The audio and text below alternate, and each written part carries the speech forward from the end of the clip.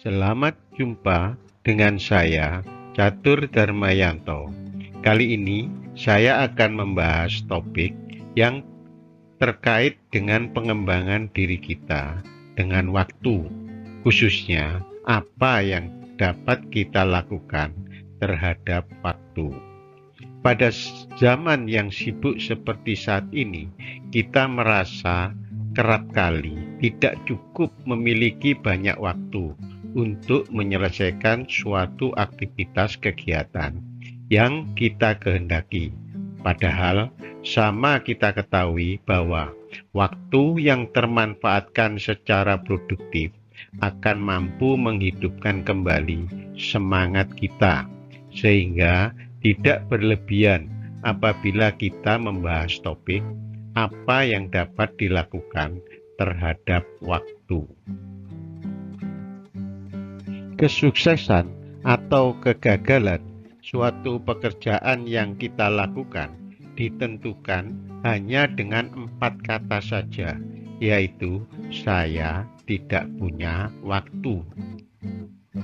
Pernyataan di atas dapat dimengerti karena saat ini kita sedang menyelesaikan pekerjaan yang kita kehendaki. Seringkali kita merasakannya bahwa kita tidak cukup memiliki waktu. Waktu merupakan salah satu dimensi dari kehidupan kita, sehingga banyak kita jumpai berbagai cara pandang tentang waktu yang berbeda-beda. Sebagai contoh, orang Barat menyatakan waktu adalah uang. Artinya, uang tidak ada tanpa adanya waktu. Sementara orang Arab menyatakan waktu adalah pedang. Artinya, sebagai pedang, waktu bisa menjadi teman setia apabila kita pandai memperlakukan sesuai karakternya. Akan tetapi, bila kita bermain-main dengan waktu, salah-salah akan menjadi senjata makan tuan. Telah kita pahami bersama bahwa waktu telah terbagi secara adil ke setiap orang, di mana setiap orang telah mendapatkan alokasi waktu yang sama, yaitu 60 menit setiap jam, 24 jam setiap hari, dan 12 bulan setiap tahunnya. Namun demikian, pada setiap orang terdapat pembagian yang tidak merata, yaitu pembagian tugas yang ditanggung oleh masing-masing orang. Sehingga tugas-tugas inilah yang membuat pengaturan waktu seseorang menjadi sangat panjang atau terkadang menjadi sangat pendek. Sementara waktu ibarat seperti angin yang selalu bergerak ke depan, atau dapat diartikan waktu selalu mengejar masa depan. Oleh karenanya, dalam hal menggunakan waktu di kehidupan kita, jangan pernah untuk berpikir menoleh ke belakang, apalagi berjalan di tempat, kalau tidak ingin menyesal dan menderita di kemudian hari. Cara pandang kita terhadap waktu akan sangat menentukan kualitas hidup kita. Apabila kita berpandangan bahwa waktu itu penting bagi kita, maka hal ini menandakan bahwa kita telah memiliki gambaran bagaimana kita mengatur waktu dalam upaya kita untuk meningkatkan kualitas hidup di masa depan. Sebaliknya, apabila kita berpandangan bahwa waktu tidak penting bagi kehidupan kita, maka pandangan ini perlu kita pertanyakan kembali pada diri kita.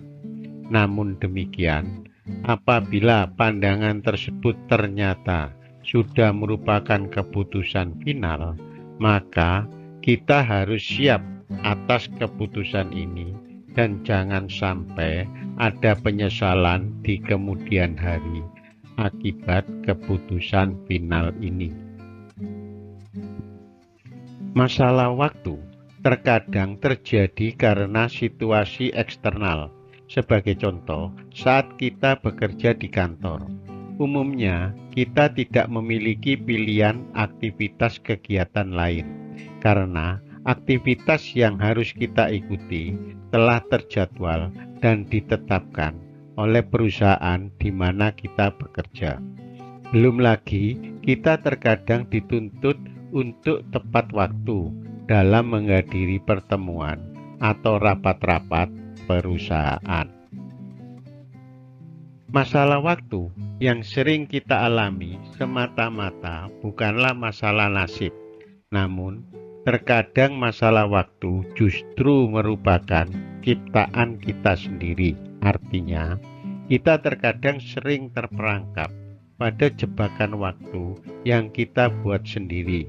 Misalnya, membuat jadwal kegiatan harian yang terlalu banyak acara yang harus kita hadiri. Apa yang dapat dilakukan terhadap waktu? Pertama, daya gunakan kepekaan terhadap waktu. Beberapa dari kita telah memiliki kepekaan terhadap waktu yang dapat diandalkan. Sebagai contoh yang sederhana dalam kehidupan sehari-hari, sebagian dari kita mampu bangun pagi pada jam tertentu tanpa bantuan alarm wecker. Namun, terkadang kita menjadi kurang peka terhadap waktu. Misalnya, saat-saat kita merasa bosan atau tidak sabar dalam menanti suatu peristiwa tertentu, di mana waktu 1 menit terasa seperti 1 jam. Sebaliknya, bila mana kita sedang dalam suasana senang atau gembira, terkadang kita sendiri akan terperanjat saat menyadari betapa cepatnya waktu berlalu.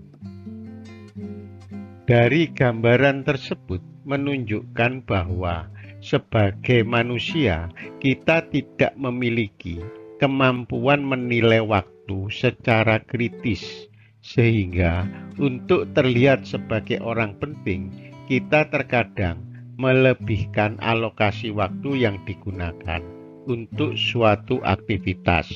Namun, di sisi lain, terkadang kita meremehkan waktu yang terbuang untuk suatu kegiatan yang sepele. Mendayagunakan kepekaan terhadap waktu artinya kita tahu dan paham dalam menentukan prioritas pekerjaan selanjutnya secara ketat. Tentunya kegiatan tersebut berpegang pada jadwal yang telah ditetapkan pada rencana yang telah dibuat sebelumnya. Waktu merupakan suatu investasi yang sangat mahal.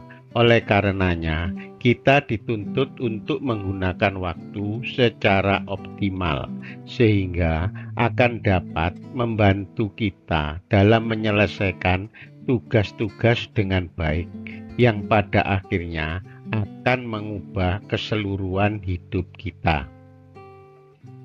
Setiap orang menggenggam suatu misteri besar, yaitu misteri waktu. Adapun seperti jam, hari, bahkan kalender tidak banyak berarti, karena waktu yang sebenarnya adalah kehidupan itu sendiri. Oleh karenanya, jangan pernah bermain dengan waktu atau memperlakukan waktu dengan tidak semestinya, apabila tidak ingin mendapatkan penyesalan yang panjang dalam hidup kita. Kedua, rencanakan pembagian waktu. Beberapa pelajar yang sedang bersiap menghadapi ujian akhir atau sedang menyelesaikan suatu karya ilmiah, atau karyawan yang sedang mengerjakan suatu proyek yang sangat menguntungkan, acap kali mereka berpendapat bahwa aktivitas pekerjaannya hanya dapat terlaksana dengan baik apabila mereka memiliki suasana hati yang baik. Akibat dari pendapat ini, seringkali mereka dihantui kekhawatiran kemungkinan terlambatnya penyelesaian pekerjaan yang dilakukan. Adanya kekhawatiran ini pada akhirnya membuat mereka menjadi tertekan, terutama dalam persoalan waktu. Guna menghindari perasaan tertekan yang dialaminya, harusnya mereka membuat perencanaan pembagian waktu yang matang dari setiap aktivitas yang akan dilakukan. Dengan demikian, mereka akan menjadi lebih bijaksana dalam menyelesaikan tugas pekerjaan yang dilakukan dengan baik, walaupun dalam pelaksanaannya kemungkinan mengalami berbagai tekanan. Sebaliknya, mereka yang tidak memiliki perencanaan pembagian waktu terhadap tugas pekerjaan yang dihadapi, maka mereka akan kehilangan kebebasannya bila mana batas waktu penyelesaian pekerjaannya telah semakin dekat. Ketiga, manfaatkan waktu senggang yang mungkin ada. Acap kali saat kita menyelesaikan satu aktivitas pekerjaan dengan sikap tergesa-gesa dan terkadang tanpa sadar kita melakukan lompatan aktivitas dari satu pekerjaan ke aktivitas pekerjaan lainnya. Dan di antara kedua aktivitas tersebut umumnya terjadi adanya waktu senggang yang sangat berguna apabila dimanfaatkan dan akan terbuang sia-sia apabila tidak dimanfaatkan. Terkadang kita berpendapat bahwa tiada gunanya melakukan suatu aktivitas pada waktu senggang di antara dua aktivitas pekerjaan yang sedang kita lakukan. Bisa jadi hal ini yang akan menyebabkan sebagian dari kita selalu mengeluh kekurangan waktu, padahal waktu senggang yang kita miliki terkadang mengalami peningkatan. Dari gambaran di atas, nampak bahwa kita acap kali tidak mau dan tidak mampu memanfaatkan waktu senggang yang ada dengan baik. Oleh karenanya, apabila kita memiliki waktu senggang, manfaatkanlah dengan membuat aktivitas yang bernilai positif. Keempat, adanya ketidakmampuan untuk berkata tidak. Terkadang kita menemui seseorang yang mengambil terlalu banyak tanggung jawab, bukan atas dasar keikhlasan dalam membantu, namun karena mereka senang mendapatkan pujian atau karena dirinya merasa orang lain kurang senang padanya apabila dirinya terlihat tidak sibuk. Adanya sikap ingin dipuji atau sikap yang tidak mampu berkata tidak pada setiap permintaan orang lain untuk mengerjakan suatu pekerjaan, walaupun dirinya tahu bahwa pekerjaan yang diterimanya tersebut di samping tidak membuat dirinya senang, juga sangat menyita waktunya. Orang semacam ini bukan karena memiliki sifat ringan tangan atau ramah tamah, akan tetapi orang seperti ini memiliki ketidakmampuan berkata tidak, sehingga dirinya akan selalu terbebani tanggung jawab yang lebih besar dibanding kemampuan yang dimilikinya. Jadi, apabila kita memiliki ketidakmampuan untuk berkata tidak, bisa jadi kita akan mendapatkan tanggung jawab pekerjaan melebihi kemampuan yang kita miliki, yang pada akhirnya akan membuat kita uring-uringan pada diri sendiri bila mana terjadi kegagalan atas berbagai tugas yang diambilnya.